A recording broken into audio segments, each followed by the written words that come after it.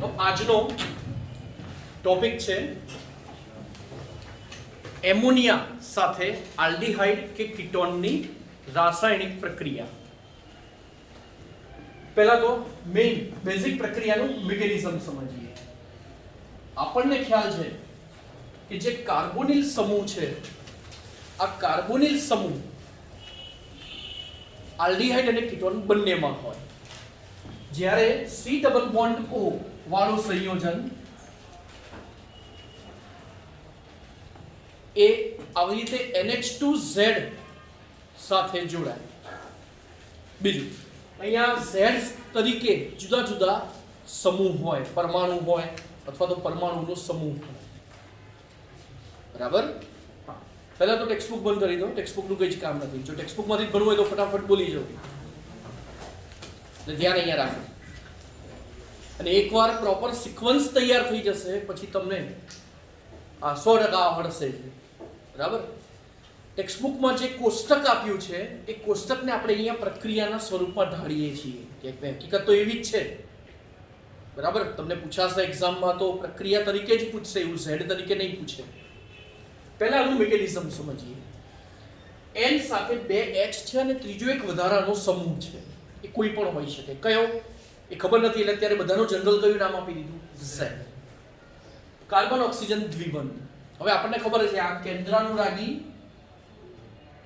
યોગશીલ પ્રક્રિયા અનુભવે છે. હા, બંધ તૂટે એટલે C+ અને O-. તો H+ ની હાજરીમાં આ પ્રતિવર્તી પ્રક્રિયા શક્ય બને છે. અને હવે અહીંયા શું થશે? આ જે બંધ તૂટે, એક પ્લસ એક માઇનસ બને, અહીંથી એક હાઇડ્રોજન છૂટો પડે છે. આ H જોડાય છે O સાથે. હવે બન્યું શું?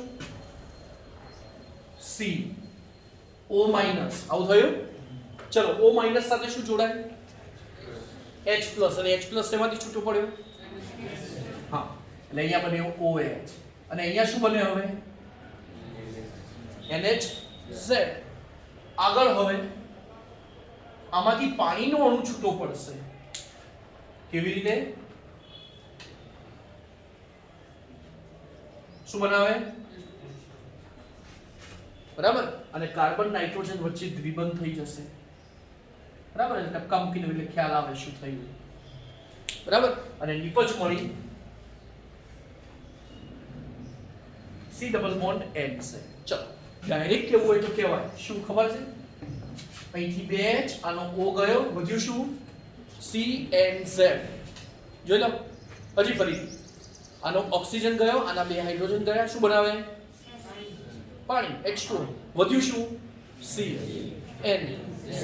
આમાં C અને N વચ્ચે દ્વિબંધ અને નિપજ મળે. ડાયરેક્ટ પણ ચાલે, પણ આપણે ટેક્સ્ટબુકમાં આપ્યું છે મિકેનિઝમ એટલે મેં સમજાવ્યું. અને હવે આગળ અહીંયા Z તરીકે શું હોય એ હવે લખીશું ને આખું પ્રક્રિયા સાથે લખીશું. બરાબર? એટલે પ્રોપર ખ્યાલ આવે. જેમ કે જો આપણે Z બરાબર હાઇડ્રોજન લઈએ, Z બરાબર હાઇડ્રોજન લઈએ તો શું થાય? જો C ડબલ બોન્ડ O, આની પ્રક્રિયા થાય NH2Z સાથે H+ ની હાજરીમાં. બરાબર? અને અહીંયા Z ની જગ્યાએ શું લખીએ છીએ? હાઇડ્રોજન. તો આ સંયોજન કયું થયું? એમોનિયા. તો તમે આવું કેમ લખ્યું ખબર પડી? પેલું મિકેનિઝમ સમજાવવા માટે. અથવા તો તમે ડાયરેક્ટ જવા દો. શું લખીશું? બરાબર? ચલો, પહેલા શું મળશે? OH અને NH. એટલે શું લખીશું? પછી NH. એક જ minute. C double bond NH. આવું ક્યાંય આવ્યું? CH double bond NH. આવું ક્યાંય આવ્યું? ઇમાઇન. આ સંયોજનનું નામ છે ઇમાઇન.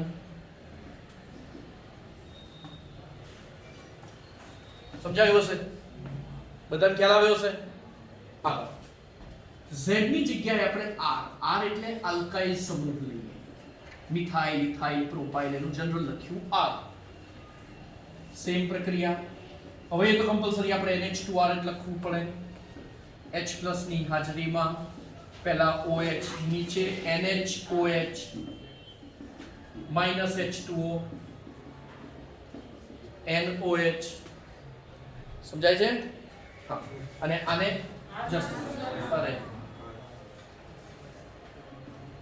આના પછી R લખવાનું, OH લખવાનું એટલે મગજમાં આવે. ઓકે, તો અહીંયા શું આવશે? NHR, અહીંયા C ડબલ બોન્ડ NR. આને આપણે કહીશું વિસ્થાપિત ઇમાઇન. અને આ જે વિસ્થાપિત ઇમાઇન છે, આ વિસ્થાપિત ઇમાઇન એને કહેવાય છે સ્કિફનો પ્રક્રિયક. શું કહેવાય? સ્કિફનો પ્રક્રિયક. ચલો ત્રીજું, Z બરાબર OH. સેમ આ જ પ્રક્રિયા રિપીટ કરવાની છે. એક નામ લખવાનું રહી ગયું. આ હતું એમોનિયા, આ હતું પ્રાથમિક એમાઇન, અને આ હતું હાઇડ્રોક્સિલ એમાઇન. બરાબર? Hydroxyl amine. પહેલું step H+, OH, NHOH, H2O, NOH. તો હમણાં લખાઈ ગયું એ. આને આપણે કહીશું ઓક્સાઇડ. શું કહીશું? એટલે હવે ખબર પડી. Z ની જગ્યાએ H લખ્યો તો શું કહીશું? ચલો Z ની જગ્યાએ H, સંયોજનનું નામ. નિપજમાં C ડબલ બોન્ડ, નિપજનું નામ. હજી ફરી એકવાર Z ની જગ્યાએ પ્રક્રિયકનું નામ, નિપજમાં C NH નામ. ચલો Z ની જગ્યાએ R એટલે પ્રક્રિયકનું નામ, નિપજમાં C NR નિપજનું નામ.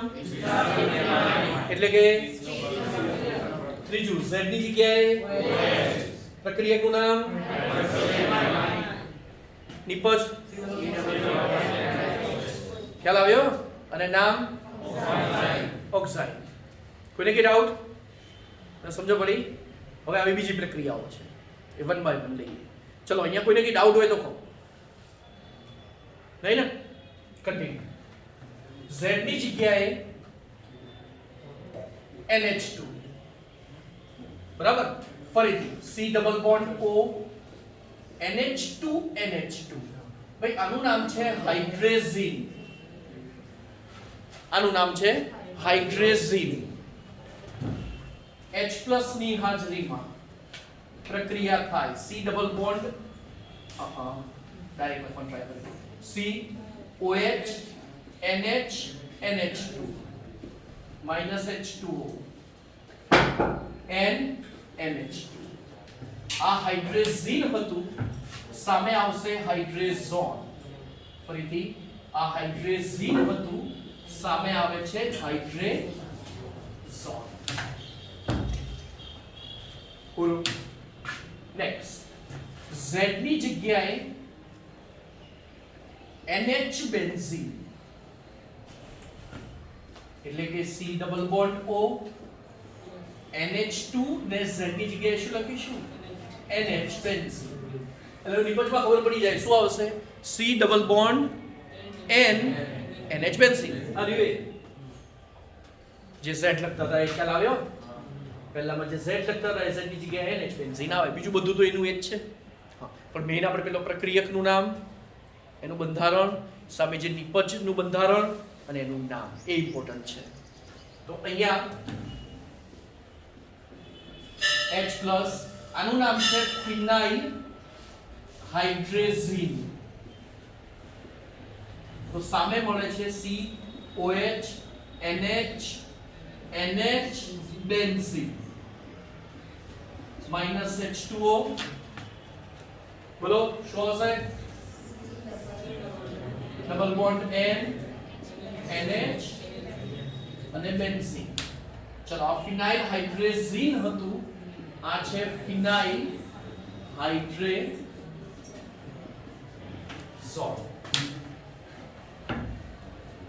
નેક્સ્ટ Z બરાબર NH બેન્ઝીન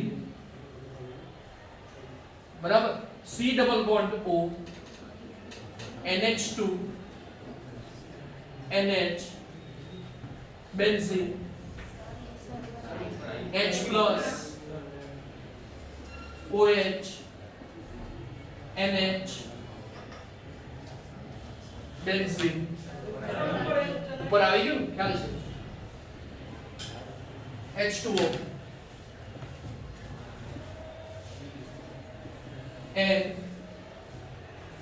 NH બેન્ઝીન. ઉપરનું જ રિપીટ કર્યું. ચલો નામ શોધવાનું. ઉપરનું જ ફરી હું જ લખું છું. આને ફિનાઇલ નિપજ ફિનાઇલ હાઇડ્રેઝોન બરાબર. ફિનાઇલ હાઇડ્રેઝીન સામે ફિનાઇલ હાઇડ્રેઝોન. હવે અહીંયા એક વધારાનો સમૂહ આવે છે. અહીંયા NO2 અને અહીંયા NO2 બરાબર. તો સેમ સામે અહીંયા NO2 અહીંયા NO2 અહીંયા NO2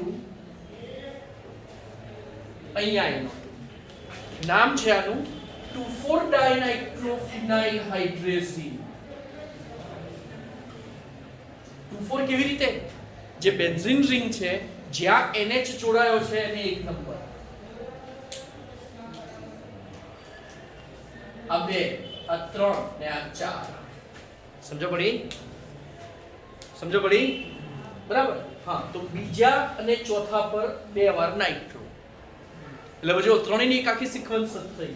હાઇડ્રેઝીન હાઇડ્રેઝોન ફિનાઇલ હાઇડ્રેઝીન 2,4-ડાયનાઇટ્રોફિનાઇલ હાઇડ્રેઝીન બરાબર.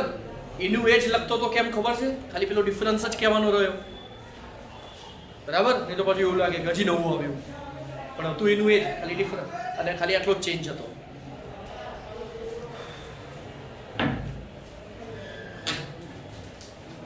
આના પછી Z બરાબર NH CONH2